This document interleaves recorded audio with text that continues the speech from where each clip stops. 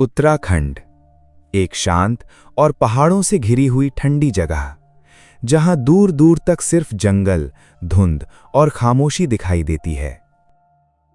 लेकिन इन्हीं पहाड़ों के बीच एक ऐसा रहस्यमयी पर्वत मौजूद है जहां रात होने के बाद लोग जाने से डरते हैं, क्योंकि कहा जाता है कि वहां आज भी कुछ ऐसी शक्तियां रहती हैं जो इंसानों को अपने साथ ले जाती हैं।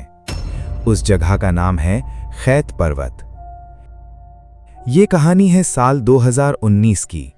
देहरादून के 4 दोस्त अंकित, रोहित, सौरभ और विशाल घूमने और ट्रैकिंग के बहुत शौकीन थे। एक दिन इंटरनेट पर उन्हें खैत पर्वत के बारे में पता चला। उन्होंने पढ़ा कि वहां रात में अजीब आवाजें सुनाई देती हैं और लोग वहां जाने से डरते हैं। लेकिन उन्हें यह सब सिर्फ अफवाह लगा। चारों ने फैसला किया कि वो वहां रात में कैंपिंग करेंगे। जब वो पर्वत के नीचे वाले गांव पहुंचे तो वहां के लोगों ने उन्हें ऊपर जाने से मना किया। एक बूढ़े आदमी ने तो यहां तक कहा, सूरज ढलने के बाद उस पर्वत पर मत रुकना, वहां जंगल में जो आवाजें आती हैं वो इंसानों की नहीं होती। लेकिन चारों ने उसकी बात पर ध्यान नहीं दिया। शाम होते होते वो पर्वत के ऊपर पहुंच गए। चारों तरफ घना कोहरा था, इतना ज्यादा कि कुछ कदम दूर तक भी साफ दिखाई नहीं दे रहा था। उन्होंने टेंट लगाया और आग जलाकर बैठ गए।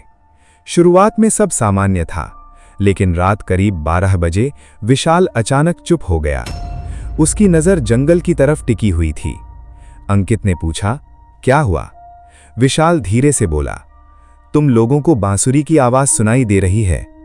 पहले तो किसी को कुछ सुनाई नहीं दिया, लेकिन कुछ सेकंड बाद सभी को बहुत दूर से धीमी बांसुरी की आवाज सुनाई देने लगी। रोहित हंसते हुए बोला, कोई लोकल आदमी होगा। लेकिन तभी सौरभ का चेहरा डर से सफेद पड़ गया। उसने कांपते हुए हाथ से जंगल की तरफ इशारा किया। धुंध के बीच कोई खड़ा था, सफेद कपड़ों में, लंबे बाल और बिल्कुल बिना हिले वो चारों को देख रहा था। अंकित ने मोबाइल की फ्लैशलाइट उस तरफ मारी, लेकिन अगले ही पल वो आकृति गायब हो गई। अब चारों सच में डर चुके थे। उन्होंने तय किया कि सुबह होते ही नीचे लौट जाएंगे, लेकिन रात अभी खत्म नहीं हुई थी।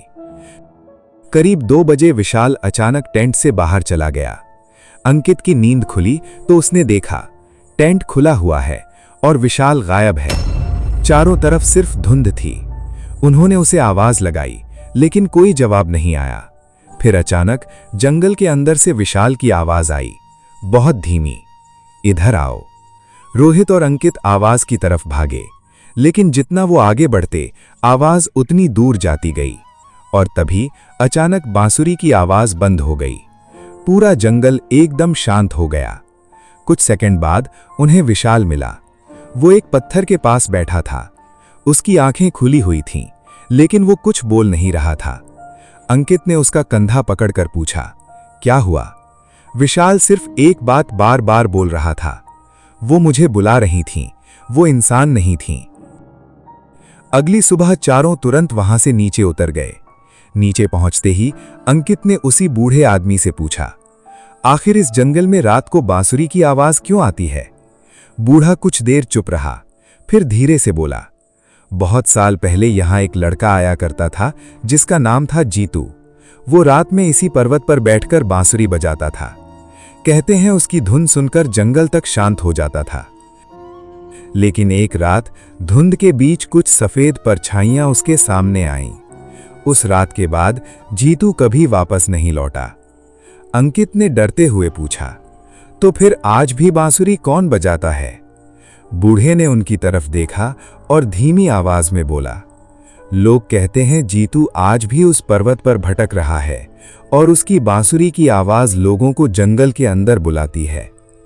उस घटना के बाद विशाल पूरी तरह बदल गया। वो अक्सर रात में उठकर कहता था कि उसे फिर वही बांसुरी सुनाई दे रही है। धीरे धीरे उसने लोगों से मिलना बंद कर दिया और एक दिन उसने अपने दोस्त अंकित से सिर्फ एक बात कही, खैत पर्वत पर हम उस रात अकेले नहीं थे। उसके कुछ दिनों बाद विशाल रहस्यमयी तरीके से गायब हो गया। आज तक उसका कोई पता नहीं चला। लेकिन आज भी खैत पर्वत जाने वाले कई लोग दावा करते हैं कि रात के समय उन्हें दूर जंगल से धीमी बांसुरी की आवाज सुनाई देती है।